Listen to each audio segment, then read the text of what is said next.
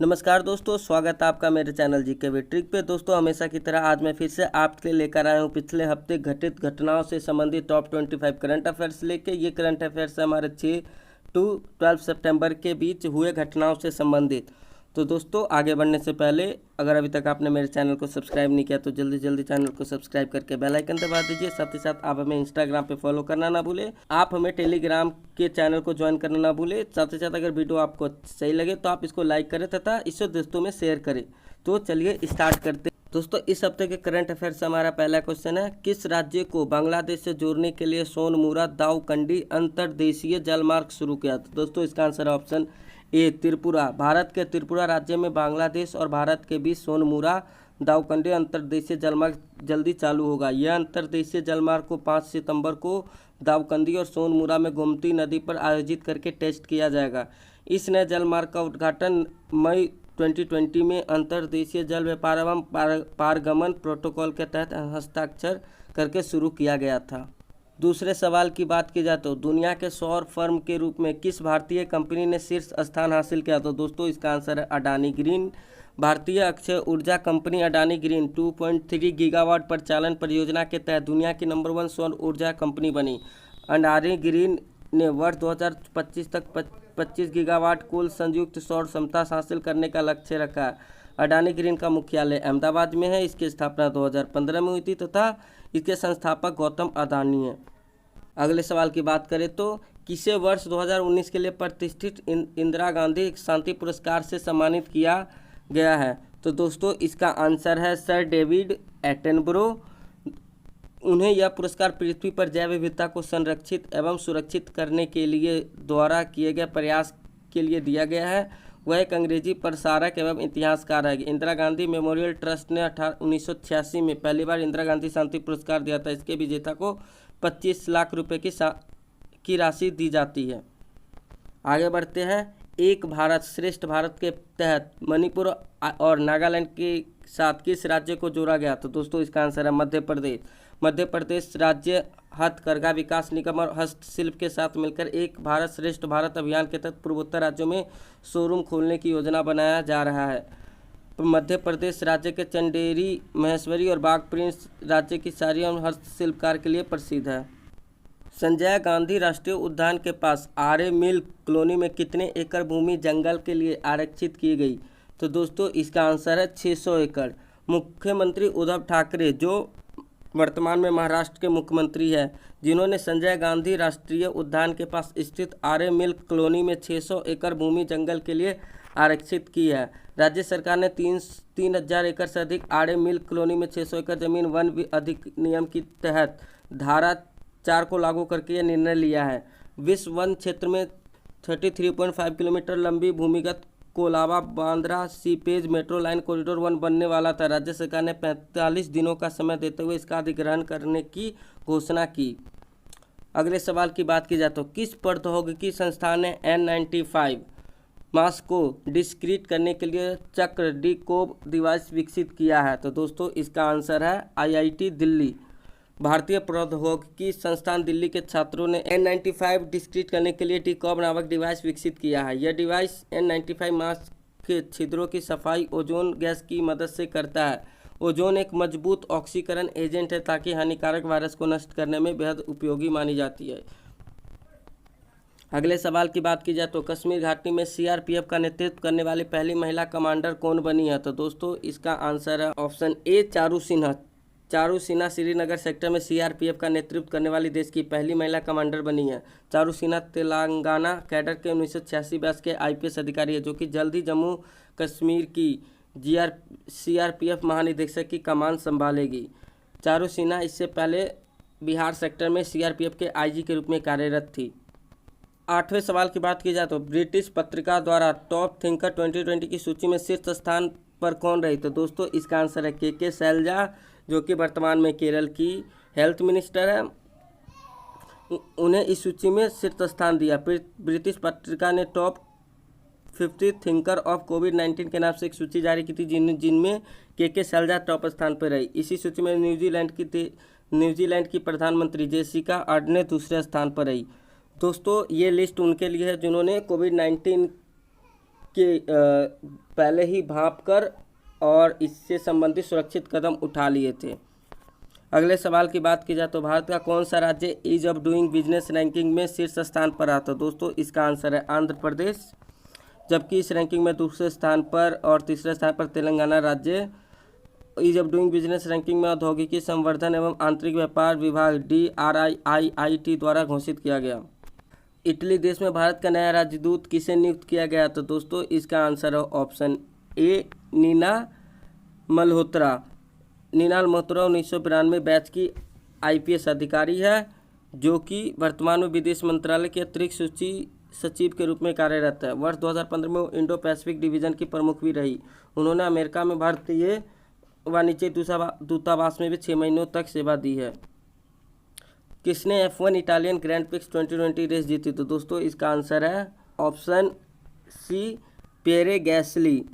गैसली ने अपने पहली grand prix race Carlos Sainz junior को हराकर जीती। कार्लोस सेंट जूनियर इस रेस में दूसरे स्थान पर है, जबकि लॉर्स स्ट्रोक इस रेस में तीसरे स्थान पर है। लुइस हैमिल्टन इस रेस में 10 सेकंड के स्पॉट गो पेनल्टी के साथ 7वें स्थान पर है। 12वें सवाल की बात की जाए तो FADA के 35वें अध्यक्ष पद पर किसे नियुक्त किया गया? तो दोस्तों इसका आंसर है विकास गुलाटी। विकेश गुलाटी को वर्ष 2020 में वर्ष 2022 तक FADA के अध्यक्ष रहेंगे। विकेश वर्तमान में FADA के अध्यक्ष आशीष हर्ष राज काले की जगह लेंगे। ऑटोमोबाइल डीलर्स एसोसिएशन की स्थापना कब की गई? 1964 में, तथा इसका मुख्यालय नई दिल्ली में है। 13वें सवाल की बात की जाए तो किस राज्य सरकार ने वाटर शेड परियोजना शुरू की? तो दोस्तों इसका आंसर है ऑप्शन सी कर्नाटक। इसके लिए उन्होंने 600 करोड़ रुपए के वाटर शेड परियोजना को मंजूरी दी है। इस योजना पर विश्व बैंक द्वारा 70% खर्च करेगा, जबकि राज्य सरकार 30% खर्च करेगी। इस परियोजना पर लाभ राज्य के सभी 10 लाख हेक्टेयर भूमि की खेती करने वाले किसानों को मिलेगा। यह परियोजना 20 तालुकों में वाटर शेड विकास के लिए 50,000 हेक्टेयर भूमि को वाटर टेबल के साथ कवरेज प्रदान करेगी।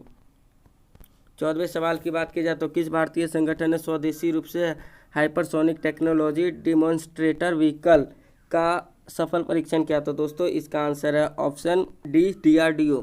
भारत के DRDO ने आत्मनिर्भर भारत की तर्ज पर hypersonic technology demonstrator vehicle HSTDV का सफल परीक्षण किया। इसकी गति मैक 6 की गति से क्रूज मिसाइल को उड़ीसा के तट से डॉक्टर अब्दुल कलाम द्वीप से लॉन्च किया गया। 15वें सवाल की बात की जाए तो डोनाल्ड ट्रंप ने अमेरिका के किस सिटी को पहली world war II heritage city घोषित किया? तो दोस्तों इसका आंसर है उत्तरी कैलिफोर्निया के वेलिंगटन सिटी को द्वितीय विश्व युद्ध की हेरिटेज सिटी के रूप में नामित किया गया। डोनाल्ड ट्रंप ने 2 सितंबर 2020 को द्वितीय विश्व युद्ध के 75वीं वर्षगांठ के अवसर पर यह घोषणा की। 16वें सवाल की बात की जाए तो लॉन्च पुस्तक इन्वर्टोनोमिक्स के लेखक कौन है? तो दोस्तों इसका आंसर है गुनमीत सिंह चौहान। इस पुस्तक को हार्पर कॉलिंस पब्लिशर द्वारा प्रकाशित किया गया। गुनमीत सिंह को इस पुस्तक को लिखने में 6 साल लगे, जिसमें उन्होंने दैनिक जीवन के आम मुद्दों के समाधान के 8 परिवर्तनकारी विचारों का उल्लेख किया है। 17वें सवाल की बात की जाए तो अंतर्राष्ट्रीय साक्षरता दिवस लिटरेसी डे कब मनाया गया था? दोस्तों इसका आंसर है 8 दिसंबर को यह सेलिब्रेट किया गया। अंतर्राष्ट्रीय साक्षरता दिवस 2020 का विषय literacy teaching and learning in the covid crisis and beyond रखा गया है। वर्ष 1966 में यूनेस्को द्वारा पहली बार यह दिवस मनाया गया था। 18वें सवाल की बात की जाए तो PM मोदी ने किस शहर में पत्रिका गेट का उद्घाटन किया? तो दोस्तों इसका आंसर है ऑप्शन ए जयपुर। पत्रिका गेट जयपुर के जवाहरलाल नेहरू मार्ग पर पत्रिका ग्रुप जयपुर विकास प्राधिकरण के द्वारा बनाया गया है। पत्रिका गेट का निर्माण अनुपम योजना के तहत किया गया। PM मोदी ने पत्रिका गेट समारोह के अवसर पर समूह द्वारा लिखित 2 पुस्तकों का भी विमोचन किया। किस भारतीय रेडियो खगोल विज्ञान के जनक का निधन हुआ? तो दोस्तों इसका आंसर है ऑप्शन ए डॉक्टर गोविंद स्वरूप। उन्होंने पुणे के नज़दीक नारायण गांव में विशाल मैट्रेडवेट रेडियो टेलीस्कोप की स्थापना की और इसका मार्गदर्शन भी किया था। उन्हें पद्मश्री भटनागर पुरस्कार, HK फिरोदिया पुरस्कार जैसे कई अंतर्राष्ट्रीय पुरस्कारों से सम्मानित किया जा चुका है। 20वें सवाल की बात की जाए तो किस राज्य सरकार ने विद्या कनुका योजना लॉन्च की? तो दोस्तों इसका आंसर है ऑप्शन ए आंध्र प्रदेश द्वारा। आंध्र प्रदेश के सरकार द्वारा और भी 2 योजनाओं का लॉन्च किया गया। आप हमें उनके आंसर कमेंट में दे सकते हैं। अफ्रीका विकास बैंक समूह के अध्यक्ष कौन बने? तो दोस्तों इसका आंसर है ऑप्शन ए अकीमुबी अदीसिना को दूसरी बार या 5 वर्षों के लिए चुना गया। अदीसिना वर्ष 2015 में पहली बार अफ्रीकी विकास बैंक समूह के अध्यक्ष चुने गए थे। उन्हें वैश्विक क्रेडिट रेटिंग एजेंसी द्वारा AAA रेटिंग लगातार 5 वर्षों पर शीर्ष पर बनाए रखने के लिए दिया गया। उन्हें विश्व स्तर पर प्रसिद्ध अर्थशास्त्री एवं विश्व खाद्य पुरस्कार एवं सनहक शांति पुरस्कार से सम्मानित भी किया जा चुका है। 22वें सवाल की बात की जाए तो हुबली रेलवे स्टेशन का नाम बदलकर क्या रखा गया था? दोस्तों इसका आंसर है option A Shri Siddharoodha Swami railway station. दक्षिण पश्चिम रेलवे का मुख्यालय हुबली रेलवे स्टेशन का नाम पिछले 5 वर्षों में दूसरी बार बदला गया। 2015 में हुबली से इसका नाम हुबली किया गया था। इनका नाम प्रसिद्ध भारतीय हिंदू गुरु और दार्शनिक सिद्धारूढ़ा स्वामी जी के नाम पर रखा गया। 23वें सवाल की बात की जाए तो WHO के स्वतंत्र पैनल में किस भारतीय को नियुक्त किया गया? तो दोस्तों इसका आंसर है प्रीति सूदन। इस पैनल में कुल 11 लोगों को चुना गया, जिसमें प्रीति सूदन एक है। इस पैनल का निर्माण हेलेन क्लार्क और एलन जॉनसन सरलिफ द्वारा किया गया है। पैनल द्वारा 120 लोगों की समीक्षा में उनका चयन कर उनके कौशल के आधार पर किया गया। WHO का मुख्यालय कहाँ है? जिनेवा में, तथा इसके महानिदेशक है टेड्रोस एडनोम। किसे 2021 के नोबेल शांति पुरस्कार के लिए नामित किया गया? तो दोस्तों इसका आंसर है डोनाल्ड ट्रंप को। इजराइल और UAE के साथ शांति समझौता के हवाला देते हुए उन्हें 2021 के लिए नोबेल पुरस्कार के लिए नामित किया गया है। 25वें सवाल की बात की जाए तो दक्षिण भारत की पहली किसान ट्रेन आंध्र प्रदेश कहाँ से कहाँ तक चली? तो दोस्तों इसका आंसर है ऑप्शन ए दिल्ली। आंध्र प्रदेश के मुख्यमंत्री YS जगनमोहन रेड्डी एवं नरेंद्र सिंह तोमर ने वीडियो कॉन्फ्रेंसिंग के माध्यम से दक्षिण भारत की पहली किसान रेल को हरी झंडी दिखाई। यह रेल सेवा आंध्र प्रदेश के अनंतपुर से दिल्ली के आदर्श नगर रेलवे स्टेशन के बीच शुरू की गई, जिसमें 14 पार्सल वैन से भरे डिब्बे थे, जिसमें कोई 40 घंटे से में 2150 किलोमीटर की दूरी तय की गई। इसमें 7 अगस्त को पहली किसान रेल महाराष्ट्र के देववाली से बिहार के दानापुर के बीच चलाई गई थी। तो दोस्तों इस तरह हमारे पिछले हफ्ते के टॉप 25 करंट अफेयर्स खत्म होते हैं। आशा करता हूँ आपको ये आने वाले एग्जाम्स में हेल्पफुल साबित होगी। इसे अपने दोस्तों में शेयर करना ना भूलें, ताकि उनको भी ज़्यादा से ज़्यादा इससे मदद मिल सके। तो मिलते हैं अब एक अगले वीडियो में। तब तक के लिए जय हिंद, जय भारत।